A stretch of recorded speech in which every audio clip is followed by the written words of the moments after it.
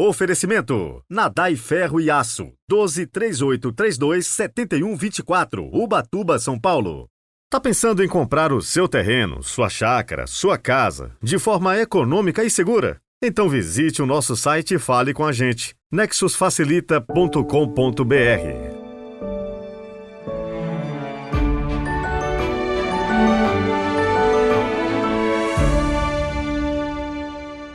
Sábado, 16 de setembro de 2023. Boas-vindas a você que nos encontrou agora, também para todos vocês que já é do nosso grupo de evangelização, na nossa paróquia virtual. É realmente um prazer ter você aqui com a gente. Hoje quero mandar aquele super abraço para a Gabriela, de Juiz de Fora, Minas Gerais. Muito obrigado, viu, pelo seu testemunho. Rezemos juntos.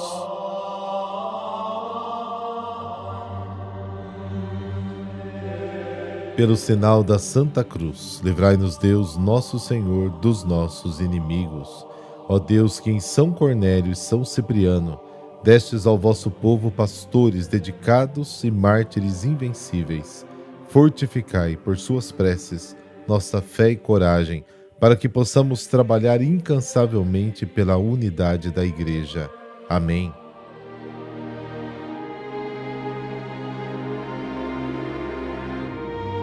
Lucas, capítulo 6, versículos de 43 a 49. O Senhor esteja convosco, Ele está no meio de nós. Proclamação do Evangelho de Jesus Cristo segundo Lucas. Glória a vós, Senhor. Naquele tempo disse Jesus aos seus discípulos: Não existe árvore boa que dê frutos ruins, nem árvore ruim que dê frutos bons. Toda árvore é reconhecida pelos seus frutos. Não se colhem figos de espinheiros, nem uvas de plantas espinhosas. O homem bom tira coisas boas do bom tesouro do seu coração, mas o homem mau tira coisas más do seu mau tesouro, pois sua boca fala do que o coração está cheio. Por que me chamais Senhor, Senhor, mas não fazeis o que eu digo? Vou mostrar-vos com quem se parece todo aquele que vem a mim, ouve as minhas palavras e as põe em prática. É semelhante a um homem que construiu uma casa, cavou fundo e colocou o alicerce sobre a rocha. Veio a enchente, a torrente deu contra a casa, mas não conseguiu derrubá-la, porque estava bem construída.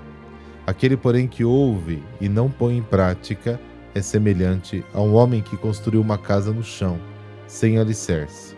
A torrente deu contra a casa e ela imediatamente desabou. E foi grande a ruína dessa casa.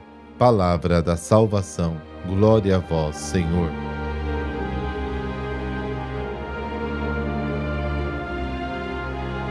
Nos versículos anteriores a essa passagem, de 38 a 42, foram elencadas as características dos falsos cristãos. Cegos, pretensiosos, severos com os outros e gentis consigo mesmos, e sobretudo iludidos de que não precisam de perdão. Nos versículos 43 a 45 dessa passagem, somos apresentados ao nosso problema mais sério: sermos plantas ruins que produzem frutos ruins. Para curar este inconveniente, só há um remédio. Devemos aceitar o enxerto na única árvore boa que produz bons frutos, a árvore da misericórdia de Deus, a árvore da cruz de Cristo. É inútil nos esforçar para dar bons frutos enquanto permanecemos árvores más. E continuamos sendo árvores más até decidirmos pertencer totalmente a Cristo. A árvore da vida produz frutos de graça e misericórdia, os frutos do Espírito. O fruto do Espírito é amor, alegria, paz, longanimidade, benignidade, bondade, fidelidade, mansidão, domínio próprio. Gálatas capítulo 5. Esta lista que nos foi dada pelo apóstolo Paulo é suficiente para compreender se somos bons ou se somos maus cristãos. Mas enquanto uma árvore má não pode tornar-se boa, um homem mau pode e deve tornar-se bom. O Evangelho nos chama a conversão, a passagem do mal ao bem. Ser cristão é avaliado apenas pela bondade do coração, pela bondade da alma. Esta bondade se manifesta através do amor concreto ao próximo, o amor que coloca as obras antes das palavras.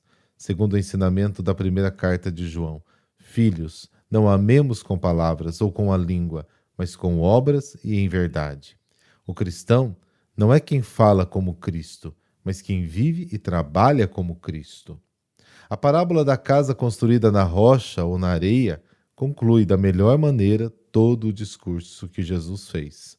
A salvação consiste não só em reconhecer Jesus como o Senhor, mas também em fazer a sua vontade. A fé que se detém no conhecimento e não se torna uma experiência que transforma a vida é uma fé diabólica. Você crê que só existe um Deus? Você tem razão. Até os demônios acreditam e tremem. Fé sem obras é morta. Tiago, capítulo 2. As boas obras de fé nascem necessariamente da palavra escutada, acolhida e zelosamente guardada no coração. O cristão deve estar firmemente plantado em Cristo, firmemente enraizado e alicerçado na fé. Efésios capítulo 3, Colossenses capítulo 2. Deve ter alcançado convicções sólidas e profundas e, sobretudo, um sério compromisso de vida para não desmoronar diante das reveses e das provações. Um cristianismo feito apenas de belas palavras e de belos gestos, de belas celebrações litúrgicas, não pode resistir às inevitáveis perseguições e adversidades da vida.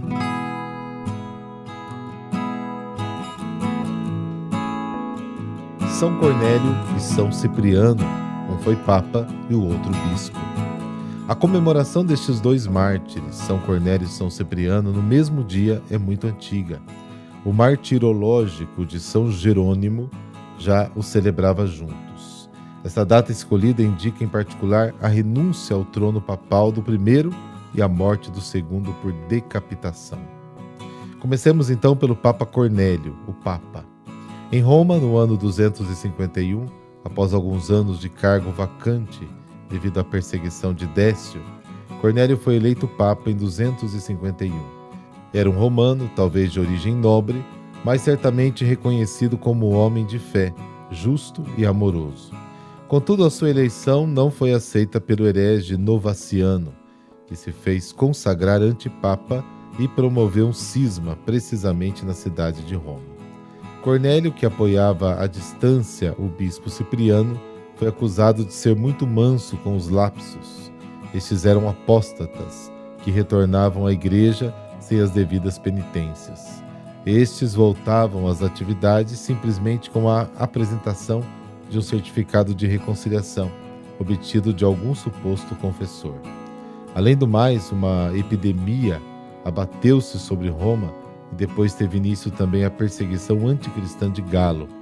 O Papa Cornélio foi exilado e preso em Civitavecchia, onde faleceu em 253, mas foi sepultado nas catacumbas de São Calixto em Roma. Cipriano, bispo, ele nasceu em Cartago no ano 210, era um hábil retórico que exercia a profissão de advogado. Certo dia, ao ouvir a palavra de Jesus, se converteu ao cristianismo. Transcorria o ano de 246. Graças à sua fama de intelectual, foi imediatamente ordenado sacerdote e consagrado bispo da sua cidade. Mas em Cartago a situação dos cristãos não era fácil. Agravavam-se as perseguições de Décio, depois de Galo, Valeriano e Galieno. Assim, muitos dos fiéis, ao invés de morrer, decidiam voltar ao paganismo.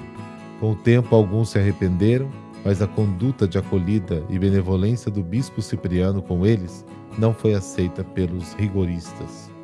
Envolvido na contenda dos lapsos, lutou contra o padre Novato, que apoiava o antipapa Novaciano, e contra o diácono Felicíssimo, que havia eleito Fortunato como antibispo.